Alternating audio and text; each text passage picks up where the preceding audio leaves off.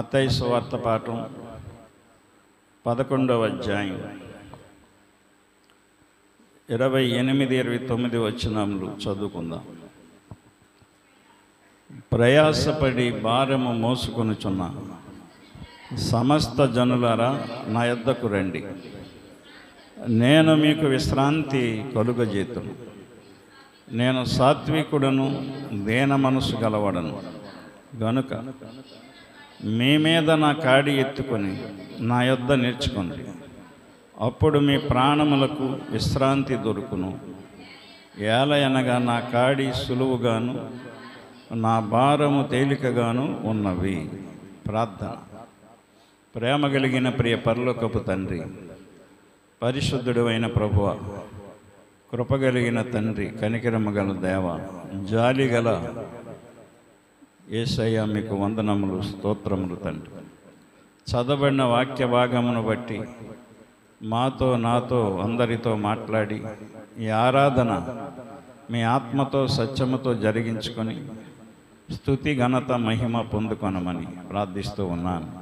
అల్పుడును అయోగ్యుని ఎన్నికలేని వాడిని, దౌర్భాగ్యునైన నన్ను ప్రేమించి మీ సేవకునిగా చేసుకున్నారు. మీ జ్ఞానముతో మాట్లాడడానికి మీ ఆత్మ నడిపింపు నాకు దయచేయండి. వాక్యమై ఉన్న యేసయ్య నామమున ప్రార్థించి అడుగుచున్నాము తండ్రి, ఆమేన్. అందరికీ వందనాలండి. మనకెన్నో భారాలు ఉంటాయి. భారాలంటే బాధ్యతలు. ఆ బాధ్యతలన్నీ తీరాలంటే ప్రభు దగ్గరికి మనం రావాలి.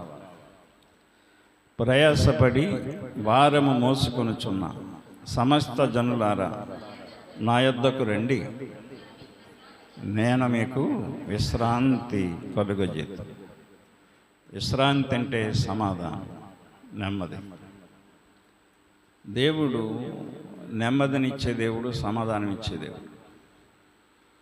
అయితే 29లో ఒక మాట చెప్తున్నాడు ఆయన, నేను సాత్వికుడను, దీన మనసు గలవాడను గనుక మీ మీద నా కాడి ఎత్తుకొని నా యొద్ద నేర్చుకొనుడి, అప్పుడు మీ ప్రాణములకు విశ్రాంతి దొరుకునని చెప్తున్నాడు ఆయన.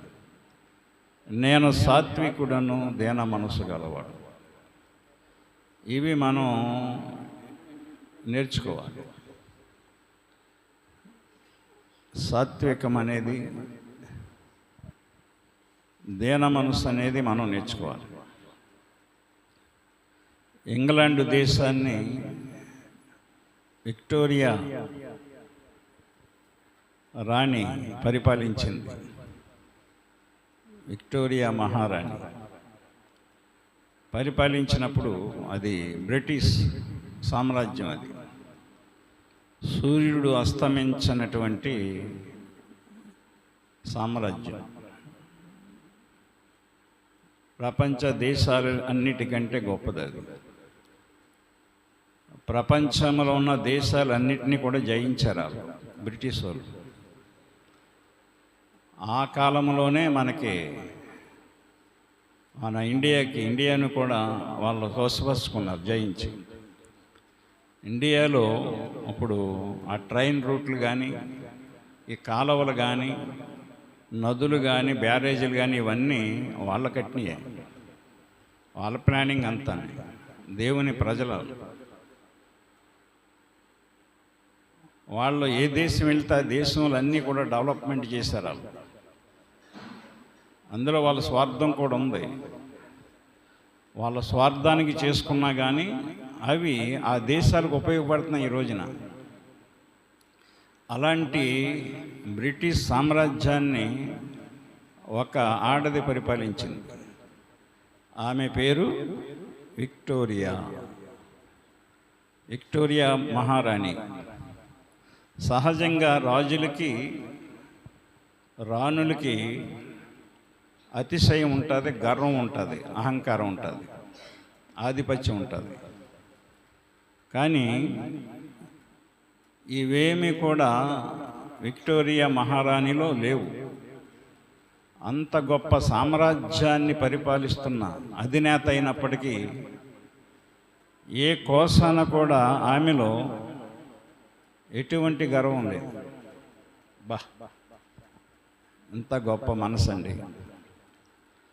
ఆమె ఒకరోజు ఇంగ్లాండ్ దేశంలోనే ఎగ్జిబిషన్ చూడడానికి వెళ్ళిందంట. వెళ్ళినప్పుడు ఆమెతో పాటు చాలామంది వెళ్ళారు. ఆమె వెళ్ళే సమయానికి ఆ గేటు దగ్గర కాపలాదారుడు ఓ పని మీద బయటికి వెళ్తూ ఒక కుర్రోడిని అక్కడ పెట్టి వెళ్ళాడు. ఎగ్జిబిషన్కి వెళ్ళే వాళ్ళందరూ టిక్కెట్లు తీసుకుని వెళ్ళాలి. ఆమె ఎగ్జిబిషన్ గేట్లోంచి ఆమె రాని కదా, టిక్కెట్ తీసుకోలేదు, ఎవరు అడగరు. ఆ గేట్లోంచి ఆమె వెళ్ళబోతుంటే ఆ కుర్రాడు ఆమె మహారాణిని తెలియదు అడిగి ఆ కుర్రాడికి. ఆగండి, టికెట్ ఏదన్నాడంట.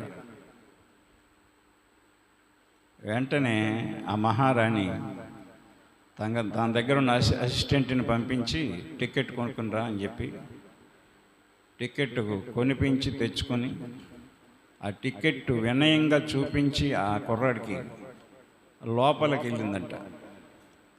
ఇదంతా చూస్తున్న ప్రజలు, ఆ బ్రిటిష్ ప్రజలు, ఆమె దీనత్వానికి, వినయానికి, ఆమె తగ్గింపుకి వాళ్ళందరూ కూడా ఆశ్చర్యపోయారట.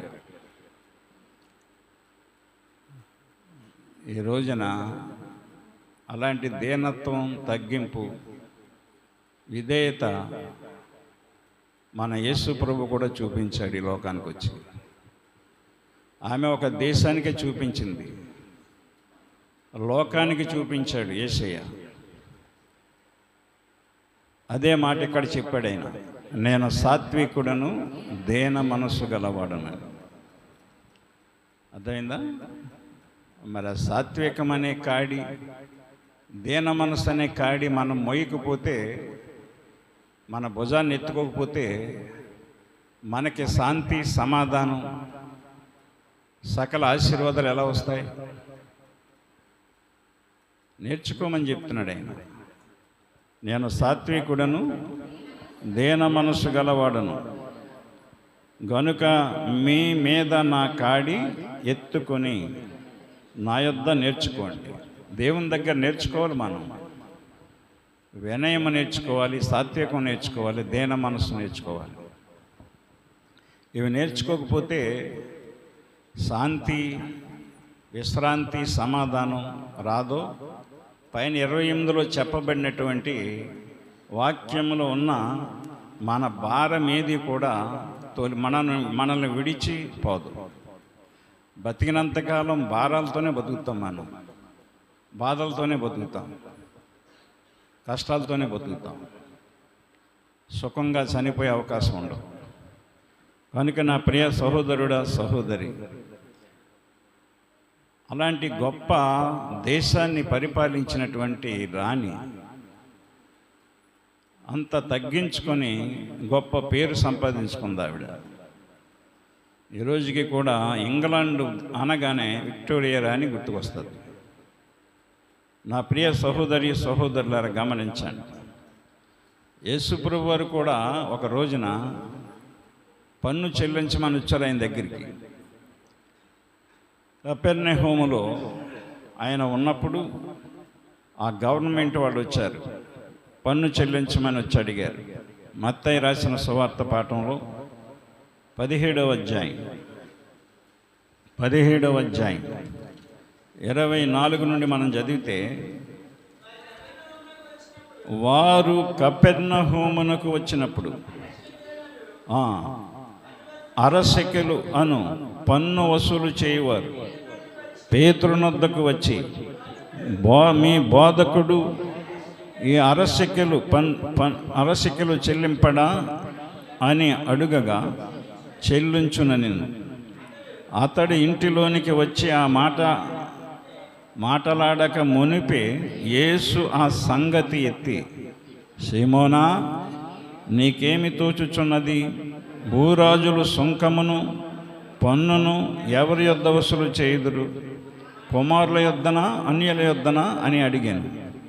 అతడు అన్యుల యొద్దనే అని చెప్పగా, యేసు, అలాగైతే కుమారులు స్వతంత్రులే అయినను మనము వారికి అభ్యంతరము కలుగజేయకుండునట్లు నీవు సముద్రమునకు పోయి గాలము వేసి మొదట పైకి వచ్చు చేపను పట్టుకొని దాని నోరు తెరచిన ఎడల అరశెకలు దొరుకును.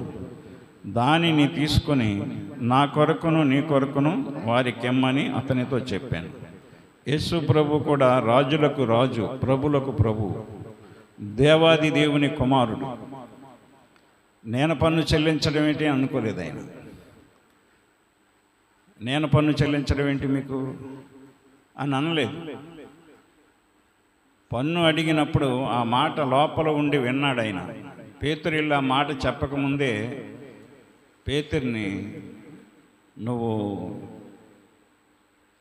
గాలం సముద్రానికి వెళ్ళు, గాలం వేయి, మొట్టమొదటి నీకు చేప పడుతుంది, ఆ చేప నోరు తెరిచి చూడు, ఆ చేప నోట్లో అరశెక్కులు ఉంటుంది, కాయిన్ ఉంటుంది, డబ్బు ఉంటుంది, అది తీసుకొచ్చి పన్ను కట్టేయి అని చెప్పాడు.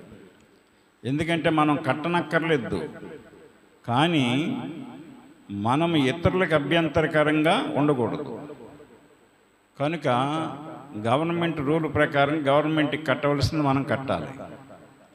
కనుక పేతురు, నువ్వు ఆ పని చేయని చెప్పాడు.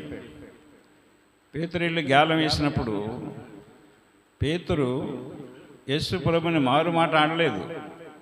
ఇదేంటి ప్రభువా, చేప పట్టుకుంటే చేప నోట్లో డబ్బులు ఎందుకు ఉంటాయి, అరశెకలు కాయిన్ ఎందుకు ఉంటుందని చెప్పేసి ప్రశ్నించలేదు. ప్రభు చెప్పినట్లుగా పేతురు సముద్రానికి గాలం పట్టుకెళ్ళి గాలం వేశాడు. గాలం వేయగానే ఒక చేప వచ్చింది. ఆ చేప పట్టుకొని దాని నోరు తెరవగానే దాని నోట్లో వాళ్ళకి కావలసిన పన్ను ఎంత కావాలో అంతే ఉంది, అరశెకలు దొరికింది. డబ్బు తీసుకొచ్చి పన్ను చెల్లించాడు. ఇక్కడ యేసు ప్రభు యొక్క విధేయత, వినయం, దీనత్వం కనపడుతుంది మనకి. అందుకనే యేసు ప్రభుని నమ్ముతున్న మనకి ఇవేమన్నా కనపడుతున్నాయా? ఏమన్నా కనపడుతున్నాయా? ఆలోచించండి ఒకసారి. దేవుని బిడ్డలమైన మనలోకి ఆ సాత్వికం కానీ, ఆ దీనత్వం కానీ, వినయం కానీ, విధేయత కానీ, తగ్గింపు కానీ మనకు తెలుసా? మనం వాటి గురించి ఏమైనా నేర్చుకుంటున్నామా? ఆలోచించాలి మనం. అవి రాకపోతే నీకు దేవుని దగ్గర నుంచి ఏ దీవెన రాదు. నీకు చాలామందికి తెలియట్లేదు, క్రైస్తవులకి. గమనించండి. ఆ విక్టోరియాలో ఆ మహారాణి అవడానికి కారణం ఏంటంటే ఆమె యవన జీవితంలో ఆమె తగ్గింపు. విక్టోరియా అంటే ప్రపంచానికి అందగత్తే. ఆమె ఏమీ మామూలు మనిషి కదండి, చాలా పీరావుడికి. అర్థమైందా? చాలా అందగత్తే. ఇంగ్లాండ్ స్త్రీ, కన్యక.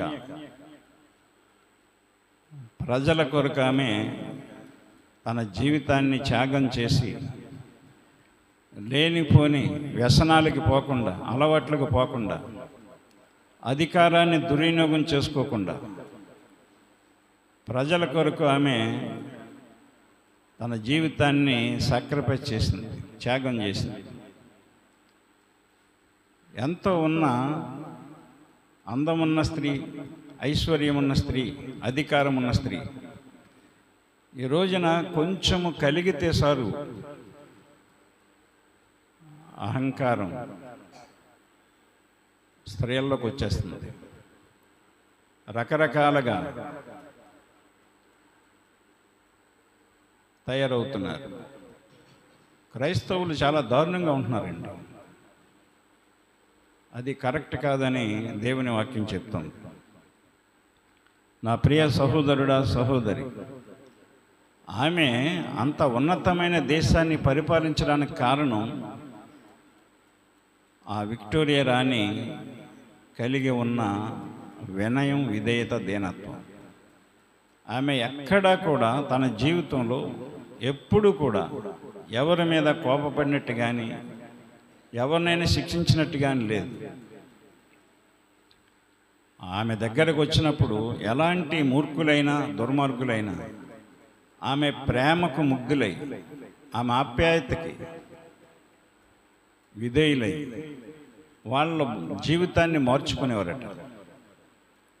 మరి ఈ రోజున స్త్రీలైన మీరు మీ విధేయతను బట్టి, దీనత్వాన్ని బట్టి మీ భర్తలను ఎంతవరకు మార్చుకుంటున్నారు? మీరు మీ బిడ్డలను ఎంతవరకు మార్చుకుంటున్నారు? మారటం లేదంటే కారణం ఏంటి? మీలో దీనత్వం లేదని అర్థమవుతుంది, వినయం లేదని, విధేయత లేదని అర్థమవుతుంది. అర్థమైందా? దేవుని వాక్యాన్ని మనం జాగ్రత్తగా ఆలోచన చేయాలి. అలాగే బైబిల్లో ఎస్తేరుని మనం చూసినప్పుడు ఎస్తేరు చాలా అందగత్తె, కానీ ఆస్తి లేదు, ఐశ్వర్యం లేదు, పేదది, నిరుపేద. తల్లిదండ్రులు కూడా లేరే, ఆమెకి తల్లిదండ్రులు కూడా లేరు. ఆమె ఎస్తేరు చిన్నాన్న కుమార్తెగా ఆమెను దత్తత చేసుకుని పెంచుకున్నాడు. కానీ అతడు చాలా భయభక్తులు కలిగినోడు. అతని పేరు మొర్దెకై. ఆమెను ఎంత అలా పెంచాడంటే ఆమె బాగోగులు అతను ఎప్పుడు చూసేవాడట. మనం పిల్లలను కంటం కాదండి, పిల్లల బాగోగులు చూడాలి. బాగోగులు అంటే వాళ్ళకి ఏం పెట్టాలి, వాళ్ళని ఎలా తయారు చేయాలి, వాళ్ళకి ఏమి సోకులు నేర్పాలి, శబ్దాలు నేర్పాలి, వాళ్ళందరికంటే, మా చుట్టుపక్కల ఉన్న వాళ్ళందరికంటే గొప్పలుగా పెంచాలి అనేది కాదండి. అర్థమైందా? బాగోగులు అంటే భయభక్తులు నేర్పించాలండి. గమనించండి. ఒకరోజు ఆ దేశాన్ని పరిపాలిస్తున్న రాజు వివాహం చేసుకోవటానికి ఆ దేశమంతా ప్రకటన చేశాడు. కన్యకలందరూ కూడా ఆ యొక్క స్వయంవరంలో పాలు పొందొచ్చు అని చెప్పారు. ఇప్పుడు అలాగే రాజకుమార్తెలు వెళ్ళారు, చాలామంది సామాన్యులు వెళ్ళారు, ధనవంతులు వెళ్ళారు. వాళ్ళందరితో పాటు మొర్దెకై ఎస్తేరుని కూడా తీసుకెళ్ళాడు. ఆ తండ్రి విశ్వాసం, ఆ తండ్రి పెంపకం, అసలు అలాంటి దానికి ఆశపడకూడదు. కానీ మొర్దెకై ఆమెను కూడా తీసుకెళ్ళి అంతఃపురంలో అప్పగించాడు. అక్కడ అంతఃపురంలో రాణిగా కోరుకోవాలని వచ్చిన కన్యకలందరికీ కూడా అక్కడ అన్ని ఏర్పాట్లు చేసేవారు. వాళ్ళందరినీ కొద్ది దినాలు ఆ రాజుగారు రాజ అంతఃపురంలో వాళ్ళు ఎలాంటివి తింటారో, ఎలాంటివి తాగుతారో అలాంటి భోజనాలన్నీ కూడా వాళ్ళకి సిద్ధపరిచి మంచిగా తయారు చేసి రాజు పిలిచినప్పుడు రాజు దగ్గరికి పంపించేవారు అన్నమాట. అలాగే ఎస్తేరు కూడా అక్కడ అందరితో పాటు ఆమె అంతఃపురంలో ఉంది. అంతఃపురంలో అప్పగించాడు. కానీ మొర్దెకై ప్రతి దినము వెళ్ళి ఎస్తేరు ఎలాగుందో పరీక్షించి చూసి వచ్చేవాడట. ఎస్తేరు గ్రంథం 2వ అధ్యాయం 11వ వచనం. ఎస్తేరు ఎలాగుండెనో అది ఆమెకేమి సంభవించునో అది తెలుసుకొనుటకై అంతఃపురము యొక్క ఆవరణము ఎదుట ప్రతి దినము మొర్దెకై తిరుగులాడుచుండెను. దేవునికి మహిమ కలుగునుగాక. ఆమె తన కుమార్తె, పెంపుడు కుమార్తె అక్కడ అప్పగించేసి వచ్చేయలేదు.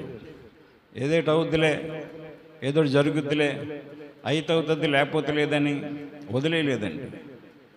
ఆడబిడ్డ గనుక ప్రతి దినము కూడా అంతఃపురం ముందు తిరుగుచు ఎస్తేరుని కనిపెట్టి చూసుకున్నాడంట. దేవుని వాక్యాన్ని మనం అర్థం చేసుకోవాలండి. గమనించండి, ఆమె అంతఃపురంలో ఉన్నా సరే, నేను ఇంటి నుండి బయటికి వెళ్ళిపోయాను కదా, అంతఃపురంలో ఉన్నాను కదా, నేను ఇక్కడ ఎలా ఉన్నా పర్లేదు, ఎలా ప్రవర్తించినా పర్లేదని ఎస్తేరు అనుకోలేదండి. గమనించండి, 20వ వచనం చదువుదాం. 20వ వచనం, ఎస్తేరు మొర్దెకై యొక్క పోషణమందున్న కాలమున చేసినట్టుగానే ఇప్పుడును అతని మాటకు ఆమె లోబడుచుండెను. గనుక మొర్దెకై తనకు ఆజ్ఞాపించిన ప్రకారము ఎస్తేరు తన జాతినైను తన వంశమునైను తెలియజేయకయుండెను. ఎస్తేరు అంతఃపురములో ఉన్నప్పుడు కూడా తన ఇంటి దగ్గర తన తండ్రి పెంపకంలో ఏమి నేర్చుకుందో, ఏమి కలిగి ఉందో, అంతఃపురానికి వెళ్ళిన తర్వాత కూడా తండ్రి ఆజ్ఞాపించిన ప్రకారంగానే ఆమె అంతఃపురంలో ఉంది. అంత గొప్ప విధేయత అండి, ఎంత గొప్ప వినయం చూడండి. ఈ రోజున మన పిల్లలు ఎలా ప్రవర్తిస్తున్నారు, ఈ రోజున మన బిడ్డలు ఎలా ఉంటున్నారు, ఇంటికాడ ఉంటే ఎలా ఉంటున్నారు, ఇల్లు దాటితే ఎలా ఉంటున్నారు. దానికి కారణం ఏంటంటే బాల్యము నుండి నీ పెంపకం తేడా, నీ పద్ధతి నీకే తెలియదు, వినయం అనేది నీకు తెలియదు, విధేయత అనేది నీకు తెలియదు, సాత్వికం అనేది నీకే తెలియదు. చర్చికి వెళ్తున్నావు వస్తున్నావు, ప్రార్థన చేయించుకుంటున్నావు, నీకే తెలియనప్పుడు నువ్వేమి నేర్పుతావు నీ పిల్లలకి? నీ పిల్లలు బయటికి వెళ్ళినప్పుడు వాళ్ళ ప్రవర్తన ద్వారా నీకు ఘనత రావాలి.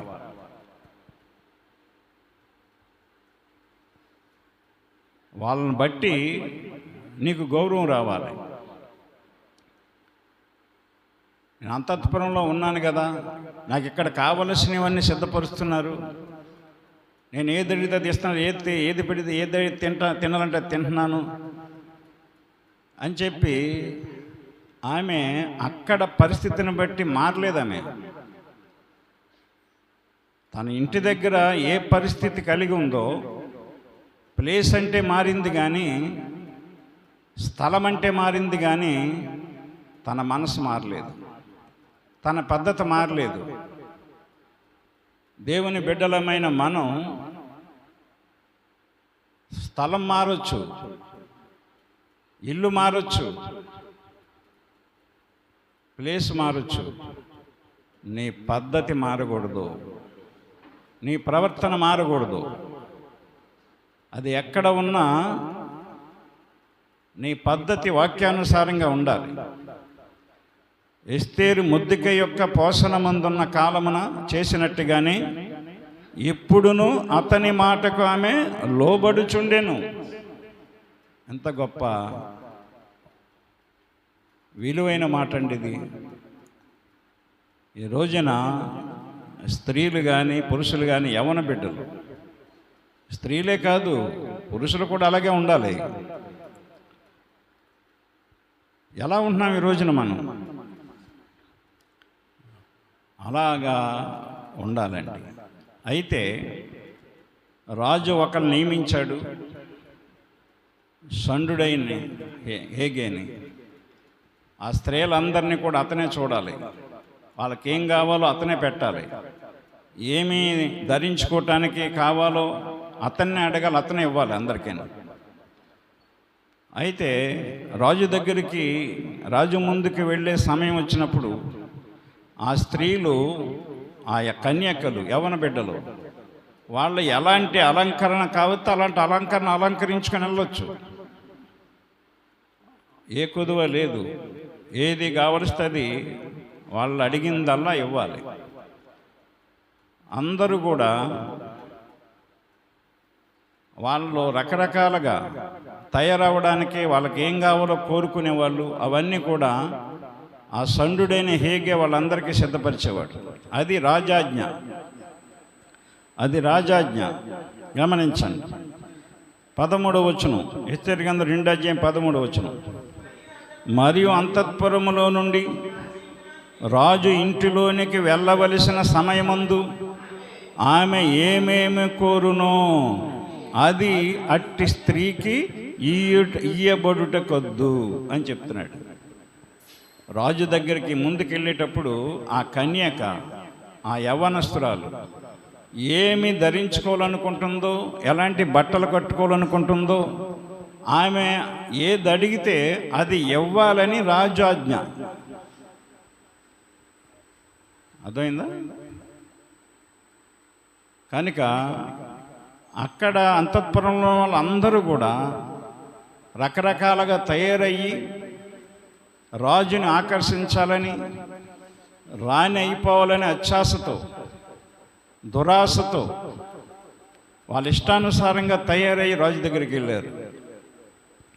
కానీ రాజు అందరినీ కూడా గెంటేశాడు. ఎవరిని ఇష్టపడలేదండి. ఎందుకంటే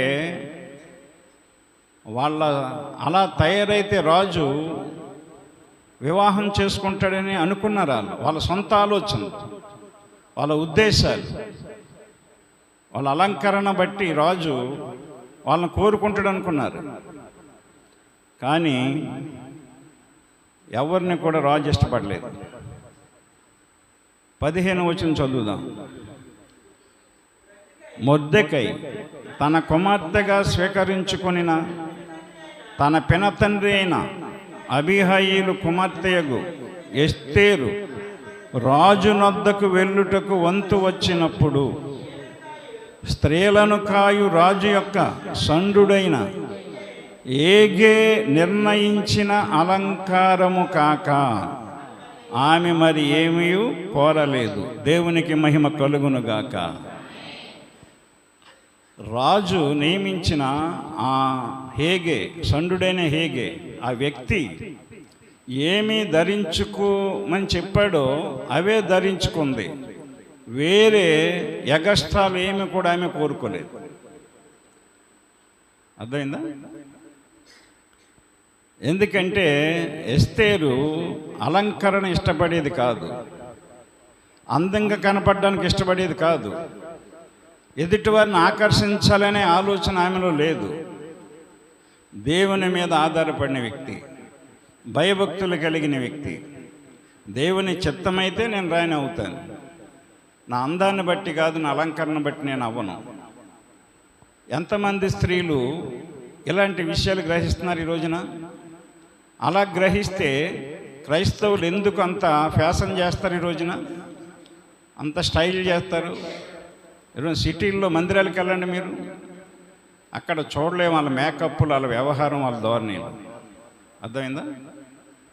యవన బిడ్డలు జీన్ ప్యాంట్లు, టీ షర్ట్లు, ఆడోళ్ళు పైన ఏముండదు, ఇంకా పంకు కట్టింగులు, లిప్టిక్లు, మేకప్లు. దేవుని మందిరానికి, దేవుని ఆరాధించడానికి వెళ్ళటానికి ఇవన్నీ అవసరమా? బైబిల్ చెప్తుందా? మరి బైబిల్ ఏం చెప్తుందో చెప్పాలి కదా. అక్కడ సంఘంలో సేవకుడు ఎందుకు చెప్పట్లేదు? జీతానికి పనిచేసే సేవకులేదు, వాళ్ళ భుక్తి కోసం పనిచేసే సేవకులేదు. నెలకి 40,000 50,000 జీతం ఇస్తారు ఆ సంఘంలో. నెలంతా ప్రతి ఇంటికి ప్రార్థన చేయడానికి వెళ్తారు.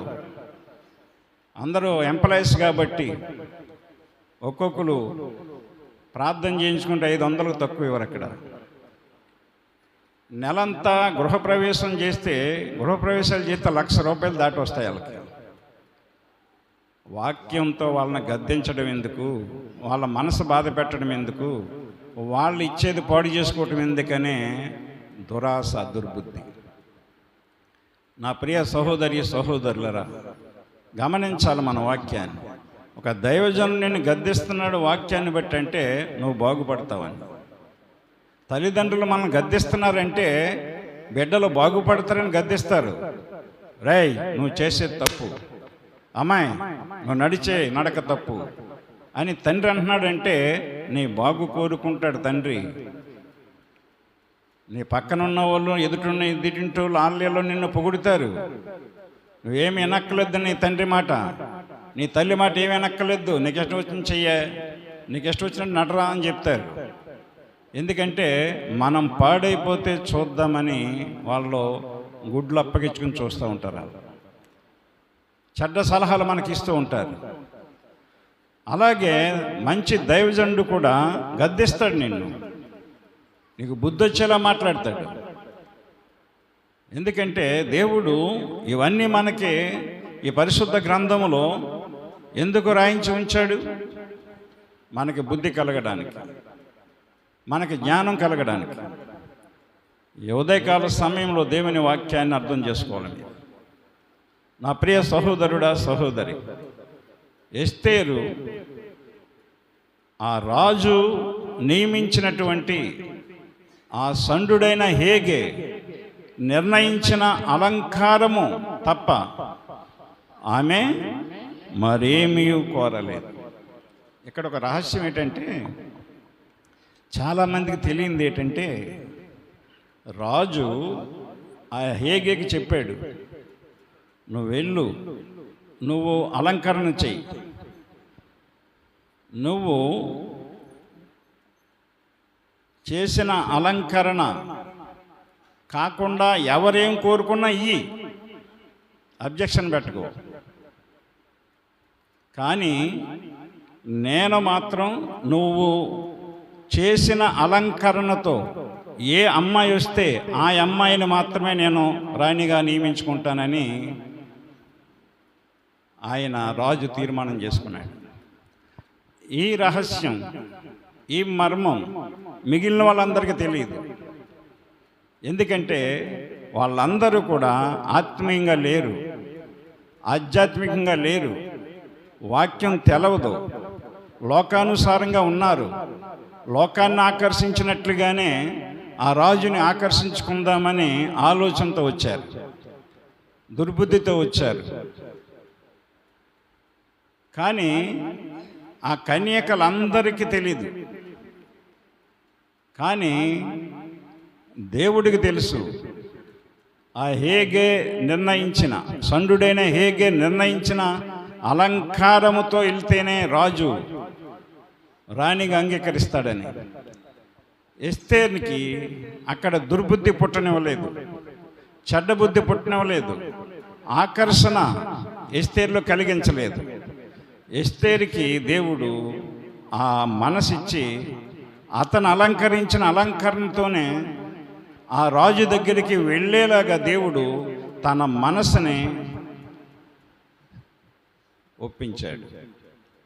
దేవుడు ఉంటే మనం ఎలా ఉండాలో మనకు చెప్తాడు. దేవుడు మనతో ఉంటే మనం ఎలా ప్రవర్తించాలో చెప్తాడు. దేవుడు మనతో ఉంటే మనం ఎలా మాట్లాడాలో చెప్తాడు. దేవుడు మనతో ఉంటే మనం సంఘంతో ఎలా ఉండాలో, సేవకులతో ఎలా ఉండాలో చెప్తాడు. దేవుడు మనతో ఉంటే, దేవుని వాక్యము మనలో ఉంటే, గుర్తుపెట్టుకోండి. దేవుడు లేకపోతే ఇష్టానుసారంగా మాట్లాడతారు మీరు, దేవుడు లేకపోతే ఇష్టానుసారంగా ప్రవర్తిస్తారు క్రైస్తవులు.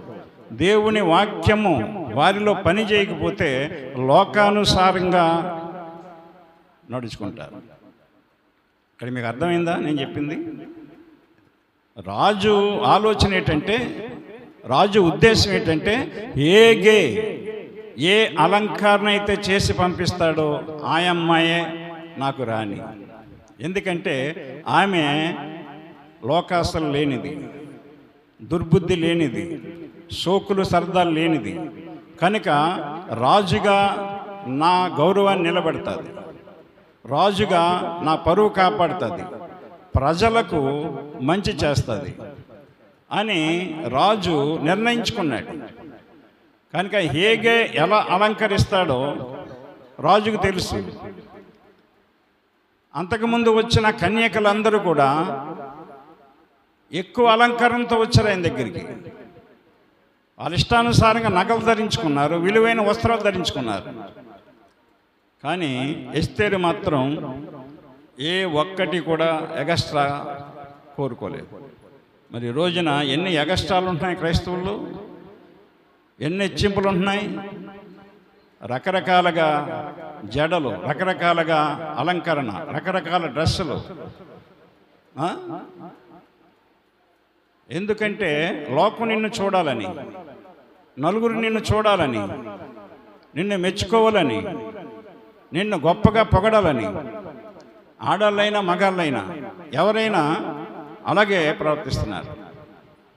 కనుక నా ప్రియ సహోదరుడా, సహోదరి, దేవుని వాక్యాన్ని అర్థం చేసుకోండి. కనుక స్త్రీలు ఎలా ఉండాలి, ఎలా ఉండాలని చెప్తున్నాడు.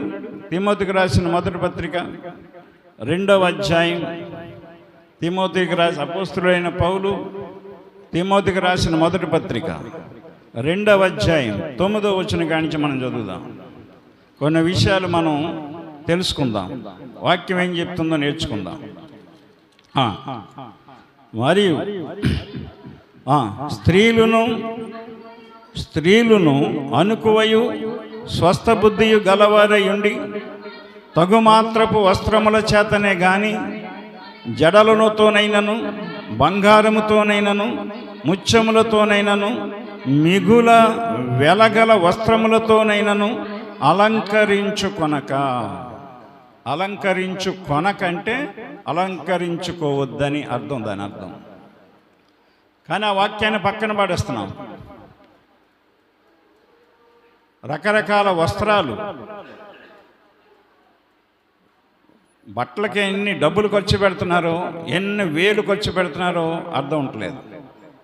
ఆఫ్టర్ ఆల్ ఒంటి మీద కట్టుకొని తీసేసేవాటిని.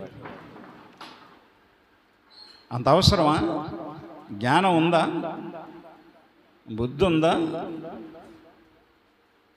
తగ్గింపు ఉందా? దేనికి? బంగారం కొనమని గొడవ పెడతావు, అప్పు చేసైనా బంగారం కొనాలనుకుంటావు.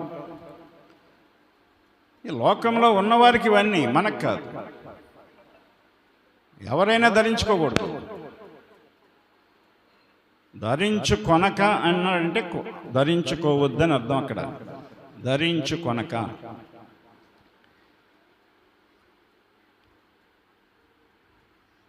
తగుమాత్రపు వస్త్రముల చేతనే గాని అన్నాడు ఆయన. వస్త్రం ధరించుకుంటే అది విలువ పెంచాలి. నీకు నీ ఒళ్ళంతా చూపించకూడదు, నీ పార్ట్లన్నీ చూపించకూడదు. ఈ రోజున ఎలాంటి వస్త్రాలు ధరిస్తున్నాం మనం? మరి దేవుని నమ్ముతున్నామని ఎలాగా నమ్ముతారు ఎదుటోళ్ళు? దేవుని బిడ్డలమని ఎలా చెప్పుకుంటారు? స్త్రీలను అనకువయు స్వస్థ బుద్ధియు గలవారయుండి. స్వస్థ బుద్ధి అంటే ఏంటి? అది స్వస్థ అంటే మంచి అని. స్వస్థత జరిగింది నీకంటే అర్థం ఏంటంటే నీకు మంచి జరిగిందని. నీ తెగులు పోయింది, నీ రోగం పోయింది, స్వస్థత వచ్చింది నీకు. స్వస్థత అంటే మంచి అని అర్థం. రోగం పోవటం మంచే కదా, మన బాధలు పోవటం మంచే కదా, మన కష్టాలు పోవటం మంచే కదా మనకి. స్వస్థ బుద్ధి అంటే మంచి బుద్ధి ఉందా? ఈ రోజున ఎదుటి వారితో మంచిగా మాట్లాడుతున్నామా? మంచిగా పలకరిస్తున్నామా? కలివిడిగా ఉంటున్నామా? సంఘంతో కలిసి ఉంటున్నామా?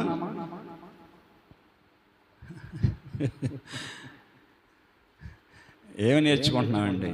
వింటున్నాం, వదిలేస్తున్నాం, పోతున్నాం. వదిలేస్తే ఎలాగండి? దేన్ని వదలవు? మళ్ళీ నువ్వు దేవుని మాటలే వదిలేస్తావు. ఇక్కడ నువ్వు దేన్ని వదలవు. వెళ్తే నీకు కావలసినవన్నీ కొనుక్కొని వెళ్తావు. మళ్ళీ నీకు కావలసినవన్నీ పట్టుకుని వెళ్తావు. అవి ఎంత బరువైనా, ఎంత ఖరీదైనా, ఎంత కష్టమైనా. దేవుని మాటల్ని వదిలేసి వెళ్ళిపోతున్నారు ఈ రోజున.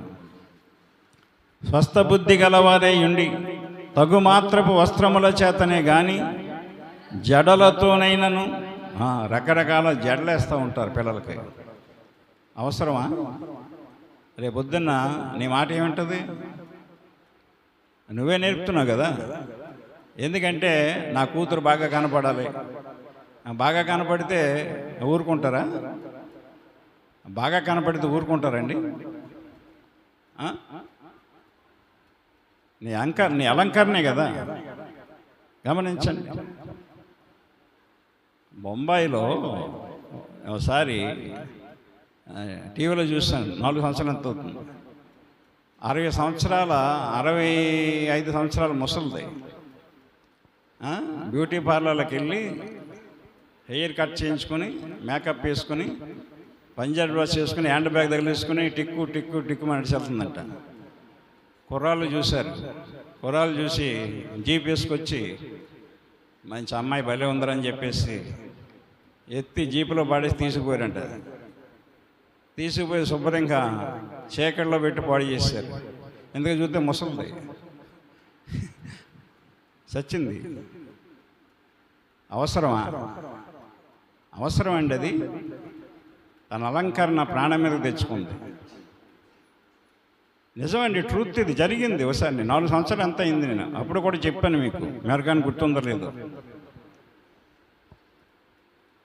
తగుమాత్రపు అలంకరణ ఉండాలి మనకి. తగుమాత్రపు వస్త్రాలు ఉండాలండి. అర్థమైందా? కరెక్ట్ కాదు మనకి. అన్యులు ఎలాగోలాగా ఉంటారు, వదిలేయండి. వాళ్ళని బట్టి మనం నడవకూడదు. వాళ్ళని బట్టి మనం తయారవ్వకూడదు. అలాంటివి మనం అలంకరించుకోకూడదు. తలిచ్చాడు దేవుడు, చక్కగా ఓ జడేసుకో, చక్కగా అందంగా ఉంచుకో.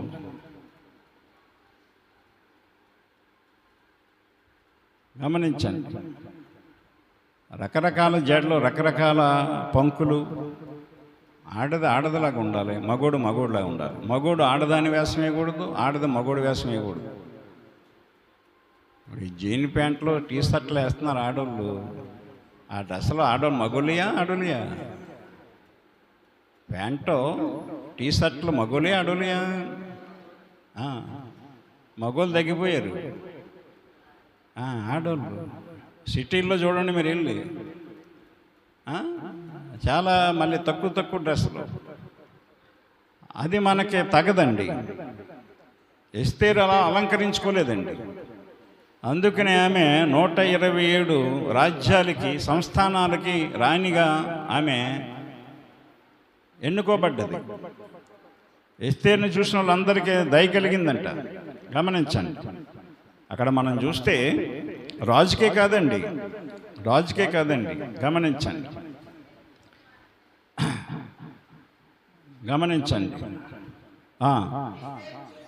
ఎస్తేరును చూచిన వారందరికీ దేవునికి మహిమ కలుగునుగాక. ఎంత గొప్ప మాట అండి ఇది. అందరికీనండి. మరి మనల్ని చూస్తుంటే దయ కలుగుతుందా? మనం చూస్తుంటే ఈ మంచిదిరా, ఈ అమ్మాయి, ఈవిడ మంచిదిరా, ఇవచ్చా అని గౌరవంగా మనల్ని మాట్లాడుతున్నారా? ఎందుకు మాట్లాడట్లేదు? వాక్యమేది నీ దగ్గర. దేవుడేడి నీ ప్రవర్తనలో, నీ మాటలో మార్పేది.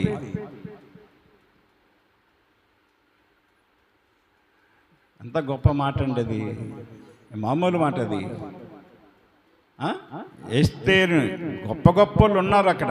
ఆ స్వయంవరంలో గొప్పలు మంత్రులు ఉన్నారు, మహామంత్రులు ఉన్నారు, అధికారులు ఉన్నారు, సైన్యాధిపతులు ఉన్నారు, అర్థమైందా? మేధావులు ఉన్నారు, రాజు ఉన్నాడు. వీళ్ళందరినీ కూడా ఆకర్షించేసింది ఆవిడ. వాళ్ళందరికీ కూడా ఆమె యందు దయ పుట్టేసింది.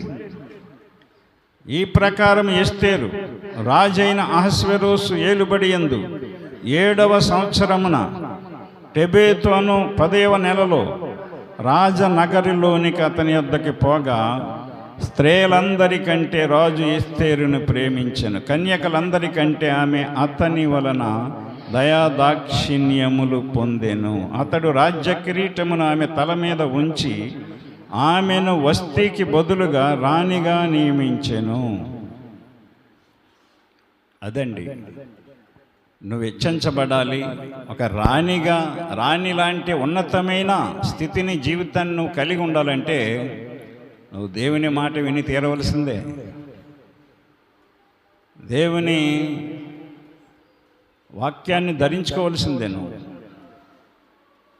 యేసు ప్రభు నేను సాత్వికుడను దేన మనసు గలవాడిని అన్నాడు. ఆ సాత్వికం అనేది దేన మనసు అనే కాడి మనం మొయ్యాలి. స్త్రీలు ఎక్కువగా మొయ్యాలండి. స్త్రీలు ఎందుకంటే గృహాన్ని కట్టుకునే వాళ్ళు, ఇంటికాడ ఉండి సుఖపడే వాళ్ళు. ఎంత గౌరవమైన స్త్రీని బట్టే వస్తుంది, ఇంటికైనా, సంఘానికైనా, కుటుంబానికైనా. మగోడిని బట్టి రాదండి. అలాంటి విలువైన జీవితాన్ని దేవుడు స్త్రీలకు ఇచ్చాడు. ఆయన కూడా స్త్రీ నుండే ఈ లోకానికి వచ్చాడు. అందుకని స్త్రీని ఆయన గొప్పగా ఎంచాడు. జ్ఞానవంతురాలు తన ఇల్లు కట్టునని చెప్పాడు. అందుకని కనుక ఇక్కడ కన్యకలందరూ ఒకటి మిస్ అయ్యారు. మా ఇష్టానుసారంగా, మా చిత్తానుసారంగా మేము అనుకున్నట్లుగా తయారై వెళితే రాజు పడిపోతాడు మమ్మల్ని చూసి. బాబ్బా, అక్కడ రాజు దేవునికి సాదృశ్యంగా ఉన్నాడు. అర్థమైందా? ఈ కన్యకలందరూ కూడా లోకస్తులకి సాదృశ్యంగా ఉన్నారు. లోకానుసారంగా జీవించే క్రైస్తవులకు సాదృశ్యంగా ఉన్నారు. ఎస్తేరు దేవుని మాట వినిన విశ్వాసికి సాదృశ్యంగా ఉంది. అక్కడ వాళ్ళందరినీ కూడా రాజు కర్ర పెట్టి చూపించి ఎలాగన్నాడు, పండు అన్నాడు, తోసేశాడు బయటికి. అందరికంటే ఆఖరిని వచ్చింది ఎస్తేరు. నేను ఎన్నిక లేని దాన్ని, పేదదాన్ని, నా స్థితి తక్కువ, ఆఖరిని వచ్చింది ఆమె.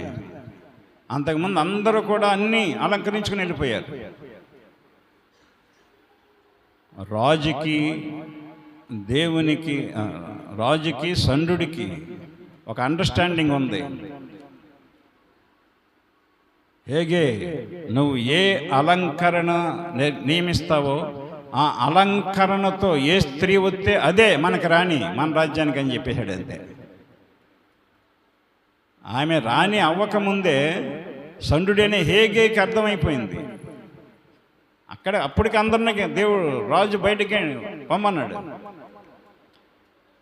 ఇది మనకు తెలియదు. దేవుని ఉద్దేశం మనకు తెలియదు. దేవుని ఆలోచన మనకు తెలియదు. మన ఆలోచన ప్రకారంగా మనం వెళ్తాం, మన నిర్ణయాల ప్రకారంగా మనం వెళ్తాం, మన ఇష్టాలు తీర్చుకోవటానికి మనం లోకం వైపు పరిగెత్తూ ఉంటాం. నీ ప్రయాస తప్ప నీకేమీ మిగలదు. నీ పోకులాట తప్ప ఏమీ నీకు అంటుకోదు. నా ప్రియ సహోదరి, సహోదరుడా, దేవుని వాక్యం నీకు అర్థమైతే దీనత్వాన్ని సంపాదించుకో, తగ్గింపు కలిగి జీవించు.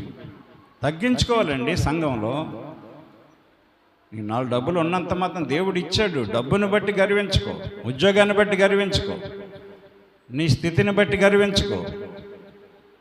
గమనించండి,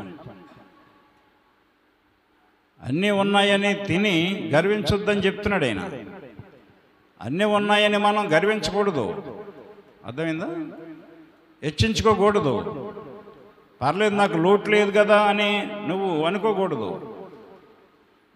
దేవుని కృప వలన ఈరోజు నేను భోంచేయగలుగుతున్నానని అనుకోవాలి. నువ్వు తినే ప్రతి దానికి కూడా కృతజ్ఞత చెల్లించాలి. నువ్వు ధరించుకునే ప్రతి వస్త్రానికి కృతజ్ఞత చెల్లించాలి. నువ్వు దేవునికి, నువ్వు కలిగి ఉన్న ఆరోగ్యాన్ని బట్టి దేవునికి కృతజ్ఞత కలిగి జీవించాలి. అర్థమైందా?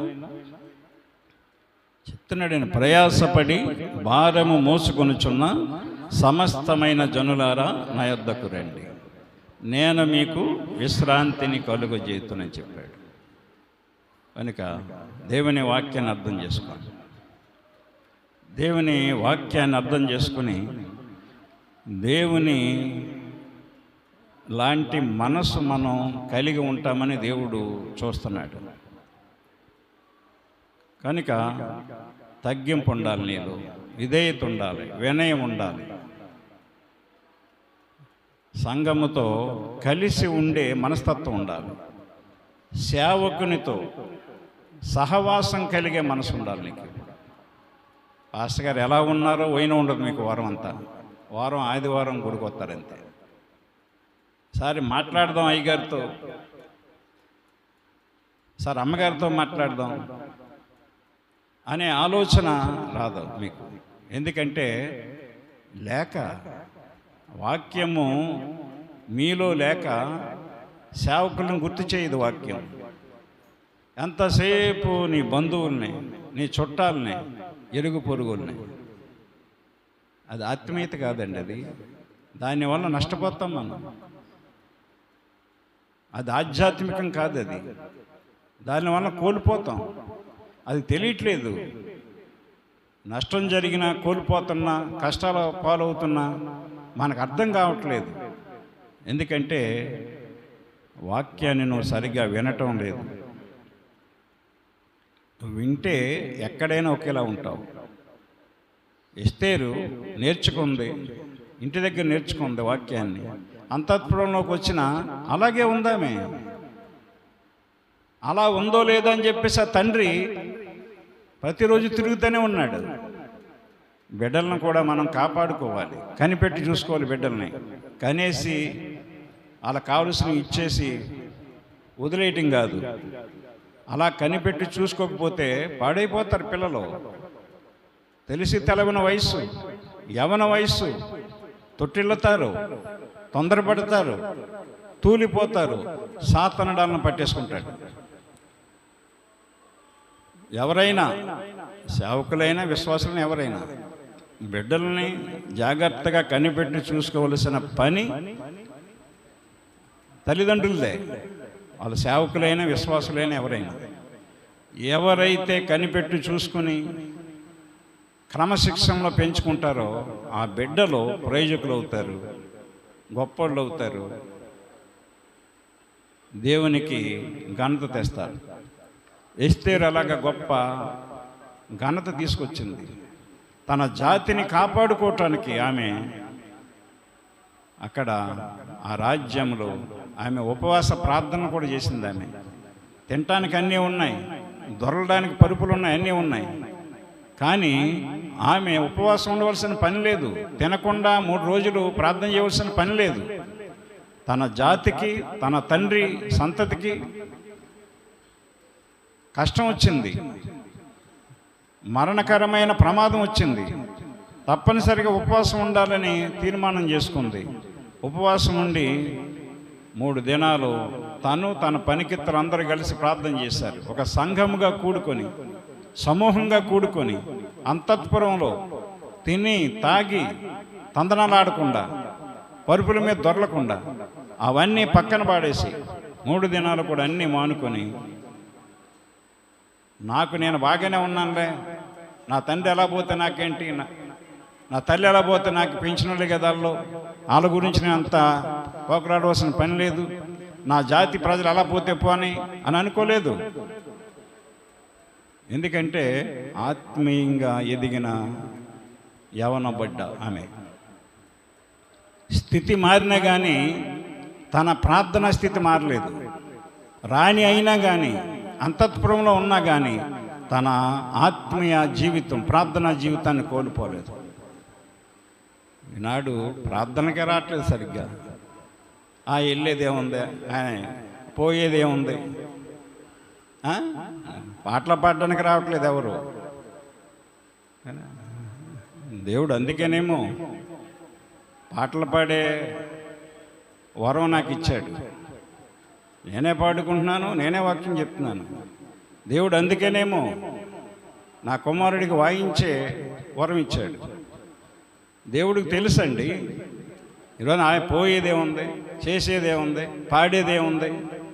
దేవుడిచ్చిన తలాంతుల్ని మూత పెట్టుకుని కూర్చుంటూ దేవుని సన్నిధికి రాలేని దుస్థితిలో, పరిస్థితిలో మనం ఉంటే ఏం బాగుపడతాం మనం? ఎస్తేరు అలా అనుకుందా? అబ్బే, ఆమెకు లోటు లేదండి. అధికారం ఉంది, అంతస్తు ఉంది, ఐశ్వర్యం ఉంది, అన్నీ ఉన్నాయి. వాళ్ళ తండ్రి వచ్చి చెప్పాడు, చెప్పిపోయి వెళ్ళిపోయాడు.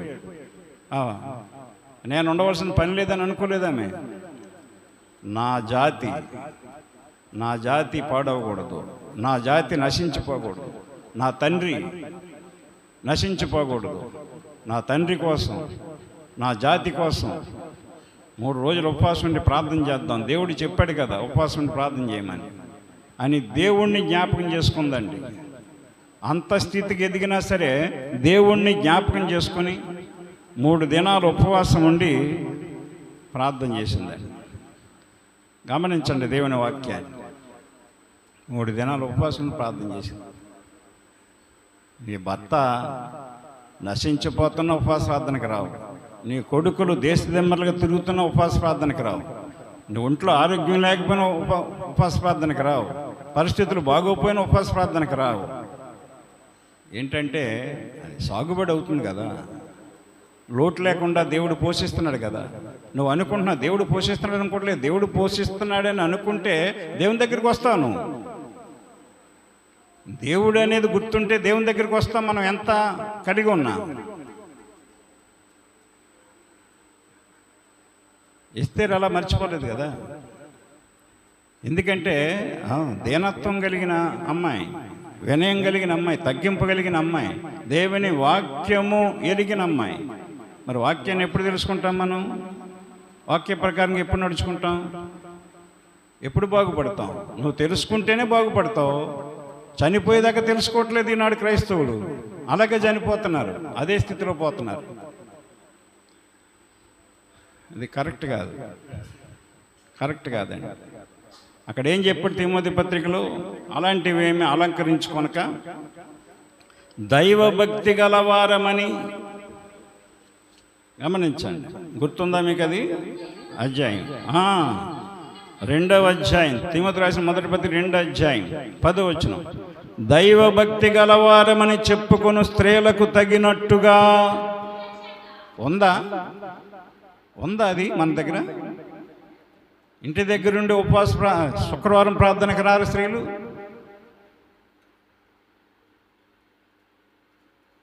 బుధవారం రాత్రి ప్రార్థనకు రారు, ఇంటి దగ్గరే ఉండి చుట్టుపక్కల ఉండి. ఏం భక్తి అండి అది? ఏం భక్తి అండి? అరే, మన సంఘం మనం వెళ్ళాలి, మనం కూడుకోవాలి, మనం పాటలు పాడాలి, మనం ప్రార్థన చేయాలి. మన సంఘం ఇది. మనం సంఘంలో అలా ఉంటే మనం బాగుపడతాం, మనం దీవించబడతాం అనే ఆలోచన మర్చిపోతే ఎలాగా? చాలా సిగ్గేస్తుందండి నిజంగానే. ఇలాంటి సత్యవాక్యాన్ని ప్రకటిస్తుంటే ఎంత ప్రకటిస్తుంటే అంత దూరం అయిపోతున్నారు, అంత దూరంగా జరిగిపోతున్నారు. వాక్యం లేని స్థలాల్లో, సంఘాల్లో పాముకుంటున్నారు. వెళ్ళి అచ్చట్లో, ముచ్చట్లో, ఏలకోలాలు, సరదాలు, సోకులు, అక్కడేమీ ఉండదు. దైవభక్తి గలవారమని చెప్పుకొని స్త్రీలకు తగినట్టుగా సత్క్రియల చేత తమ్మును తాము అలంకరించుకొనవలెను. సత్క్రియలు, అది బంగారం, వెండి, వెలగల వస్త్రాలు కాదండి అలంకరించుకోవటం. సత్క్రియల చేత మనం అలంకరించుకుంటే మనం బాగుపడతాం. నిన్ను బాగు చేసేది క్రియలే, అలంకరణ కాదు. చాలామంది అలంకరించుకొని వెళ్ళారు అక్కడ. ఎస్తేరుతో పాటు అలంకరించుకున్న వాళ్ళందరూ బాగుపడలేదు అక్కడ. ఈ సత్యాన్ని గ్రహించాలి ఆడోళ్ళు. అలంకరించుకున్న వాళ్ళంతా బాగుపడలేదండి అక్కడ, రాణిలు అవ్వలేదు. ఏ అలంకరణ లేకుండా తగుమాత్రపు అలంకరణతో వెళ్ళిన ఎస్తేరు అక్కడ ఆశీర్వదించబడింది. ఈ సత్యాన్ని గ్రహించాలి మీరు స్త్రీలు. కష్టపడి వచ్చి గురువారం కడిపలంకి వచ్చి వాక్యం చెప్తున్నాం. ఎందుకు కూడుకోలేకపోతున్నారు? శుక్రవారం చైతన్య నగర్ వచ్చి వాక్యం చెప్తున్నాం. ఎందుకు అక్కడ 4 అడుగులు రాలేకపోతున్నారు? బుధవారం ఇక్కడ గుళ్ళో చెప్తున్నాం, ఎందుకు 2 అడుగులు రాలేకపోతున్నారు గుళ్ళకి? ప్రతి స్థలంలో పెట్టాం కదా మీకు అందుబాటులో. ఆదివారం ఒక్కరోజే కదా ఆరాధనకి ఇక్కడ రావటం. అది కరెక్ట్ కాదు. అది దైవభక్తి గలవారు కాదు. అదేనా? దైవభక్తి గలవారమని చెప్పుకుని స్త్రీలకు తగినట్టుగా సత్క్రియల చేత తమ్మును తాము అలంకరించుకొనవలెను. అంతే. అలా అలంకరించుకొని సత్క్రియలు అలంకరించుకొని వెళ్ళింది ఎస్తేరు 127 సంస్థానాలకి రానైపోయింది. సత్క్రియలు ఎంత ఉన్నతమైన స్థితి ఇస్తాయంటే నీకు గొప్ప స్థితి ఇస్తాయి. అర్థమైందా? నా ప్రియ సహోదరుడా, సహోదరి, దేవుని వాక్యాన్ని అర్థం చేసుకోండి. కనుక ప్రభు చెప్తున్నాడు, ప్రయాసపడి భారము మోసుకొని పోవువారలారా,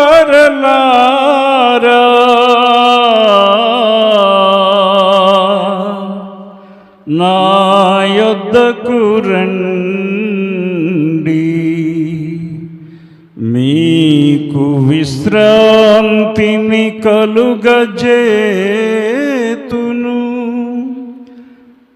అని వాగ్దానము చేసిన దేవుడు మన యేసుక్రీస్తు.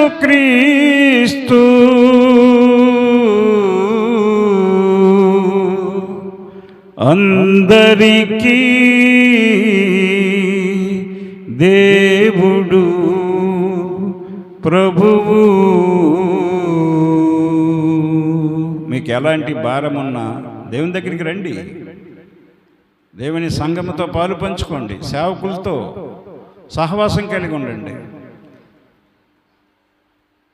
మాకు విశ్వాసం ఉంది కదా అని మీ ఇష్టానుసారంగా నడుచుకోకండి. మీ విశ్వాసం ఒంటిగా ఉండి మిమ్మల్ని కాపాడదు. ఎంత విశ్వాసం ఉన్నా. కనుక దేవుని యొద్దకు రండి, అప్పుడు ఆయన మీ యొద్దకు వస్తాడు, మిమ్మల్ని దీవిస్తాడు. ఆయన దేవుడి మాటలు దీవించునుగాక. ఆమేన్. ప్రార్థన చేసుకుందాం. ప్రేమ కలిగిన ప్రియ పరలోకపు తండ్రి, పరిశుద్ధుడా పరిశుద్ధుడా, మీకు వందనములు, స్తోత్రములు తండ్రి. నాకు కావలసిన వర్తమానం, స్త్రీలకు కావలసిన వర్తమానం అందించారు. ఈ వాక్యం అనేకుల్ని ఆత్మీయంగా బలపరిచేదిగా ఉండినట్లు మీ ఆత్మ సహాయము దయచేయమని వాక్యమై ఉన్న యేసయ్య నామమున ప్రార్థించి అడుగుచున్నాము తండ్రి. ఆమేన్. అందరికీ వందనాలు.